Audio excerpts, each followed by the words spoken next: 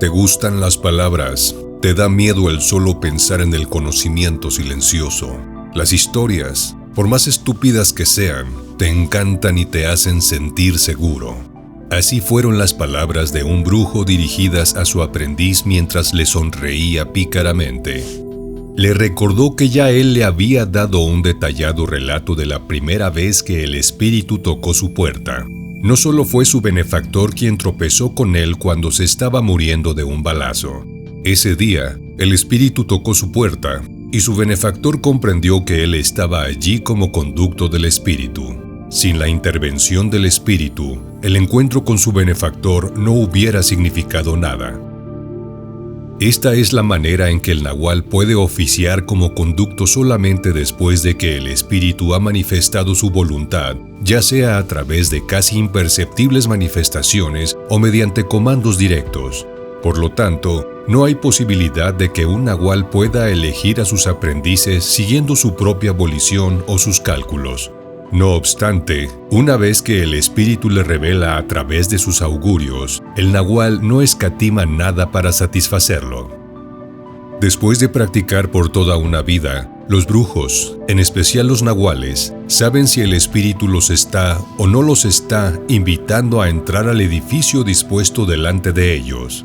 Han aprendido a disciplinar su vínculo con el intento. De ese modo siempre están prevenidos. Siempre saben lo que el espíritu les depara.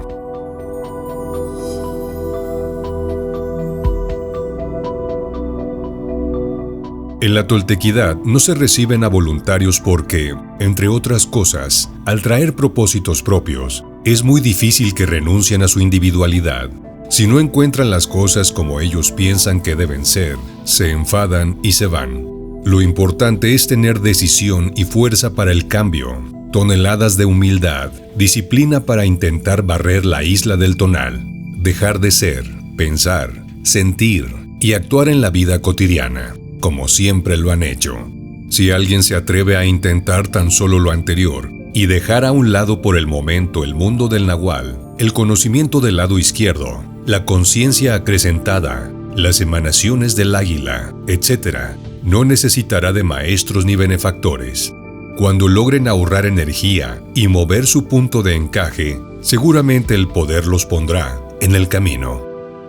Acceder al conocimiento exigía algunos requisitos mínimos en un comienzo, requisitos que el guía comprobaba directa o indirectamente.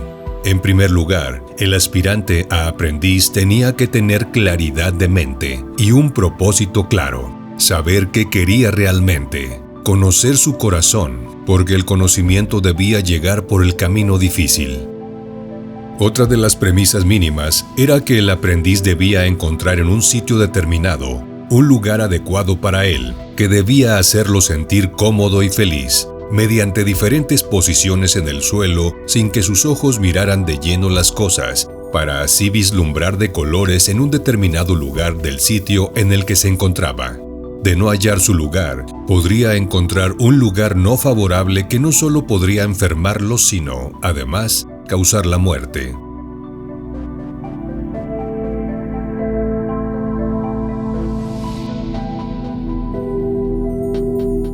Uno tiene que ser completamente humilde y no cargar nada que uno tenga que defender, ni siquiera su propia persona. La persona de uno debe protegerse, pero no defenderse. Lo mejor de los brujos siempre sale a flote cuando están de espaldas contra la pared, cuando sienten que la espada se cierne sobre su cabeza. Algunos prefieren ese estado a vivir de otro modo. A estas alturas es cuando el maestro coloca su trampa más artera, el adversario que vale la pena. Esta trampa tiene dos propósitos. Primero, hace que el maestro atrape a su aprendiz, y segundo, hace que el aprendiz tenga un punto de referencia para su uso. La trampa es una maniobra que trae a la arena al adversario que vale la pena. Sin la ayuda de un adversario así, que no es en realidad un enemigo sino un adversario totalmente dedicado, el aprendiz no tiene posibilidad de continuar en la senda del conocimiento. El mejor de los hombres saldría volado a estas alturas si de él dependiera la decisión. Es debido, entonces, a los actos de un adversario que vale la pena que el aprendiz puede quedar hecho pedazos o cambiar radicalmente. El maestro usa al adversario para forzar al aprendiz a hacer la decisión de su vida. El aprendiz debe escoger entre el mundo del guerrero y su mundo ordinario.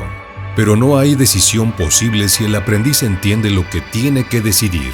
Por eso, el maestro debe tener una actitud enteramente paciente y comprensiva y debe guiar al aprendiz con mano firme a que elija el mundo y la vida del guerrero.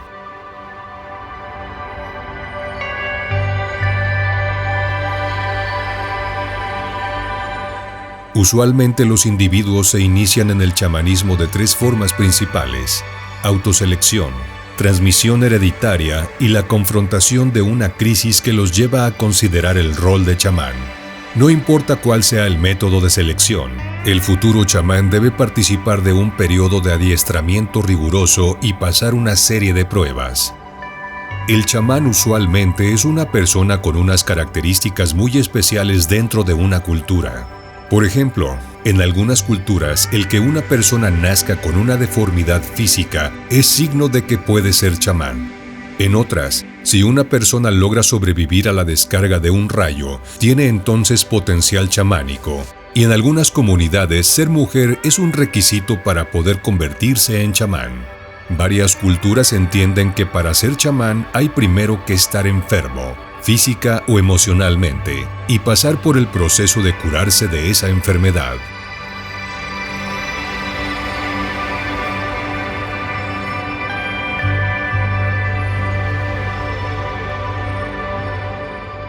En la mayor parte de las culturas, convertirse en chamán requiere un proceso que se caracteriza por periodos extensos de soledad y aislamiento. El futuro chamán tiene que enfrentarse a diferentes tipos de sacrificios, pruebas y aprendizaje. Se han identificado 3 etapas principales: el llamado de los espíritus, la enfermedad o el abandono de las actividades sociales y el surgimiento del chamán. El chamán utiliza una gran variedad de rituales para alterar su conciencia y lograr un estado de trance. A continuación, se describen algunos de ellos. Condiciones de altas temperaturas. Los nativos americanos utilizan un ritual de sanación conocido como sweat lodge. Este ritual requiere un lugar cerrado en el cual se ponen piedras que han sido calentadas por horas. Las personas se sientan en el centro y experimentan el calor intenso generado por las rocas. Estas altas temperaturas producen cambios fisiológicos que alteran el ritmo cardíaco, producen náuseas y mareos. Deprivación física y sensorial. Antes de realizar algún tipo de trabajo, el chamán puede ayunar o dejar de dormir por varias noches. En algunas culturas, el chamán se abstiene sexualmente por un tiempo determinado cuando va a realizar algún ritual importante. También, para facilitar la deprivación sensorial, la mayor parte del trabajo chamánico se hace en la oscuridad o con los ojos cerrados. Uso de plantas sagradas.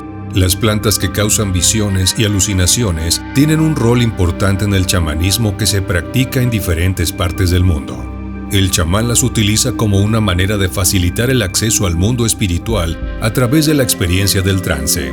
Sin embargo, es necesario aclarar que las plantas no son esenciales para el trabajo chamánico, debido a que las drogas que producen estas plantas se utilizan con un propósito espiritual que consideran sagradas.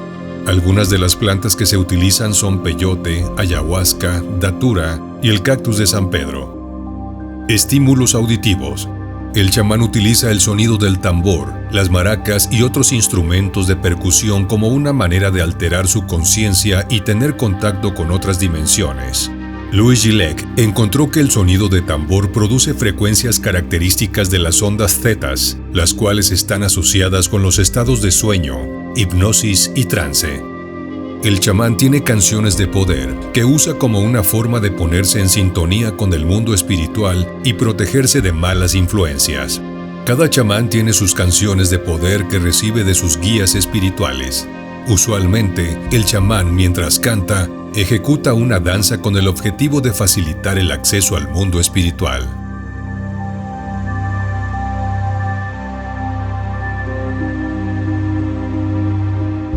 La iniciación chamánica es un proceso complejo y doloroso en donde muchas veces la salud mental y física del individuo está en juego. es un periodo en donde la persona interactúa con el mundo de los espíritus con el objetivo de aprender sobre la naturaleza de las enfermedades y las formas de curarlas. En algunas ocasiones, la iniciación requiere también retirarse a un lugar apartado y solitario en donde se tienen visiones producidas por alucinógenos. El futuro chamán experimenta visiones espirituales que le permitan transformar su personalidad y adquirir poderes que facilitarán su trabajo como sanador. Una temática predominante en la iniciación chamánica es la muerte y el renacimiento. El chamán tiene visiones en donde percibe su cuerpo desmembrado o se percibe como un esqueleto. En estas visiones, el chamán experimenta su muerte para luego resucitar como una persona transformada totalmente. Otro tema común en la iniciación chamánica es el carácter sexual y erótico de la relación entre el chamán y su espíritu guía. Muchos chamanes se refieren a su espíritu de poder como su esposa o esposo espiritual y describen experiencias de tipo sexual con los mismos.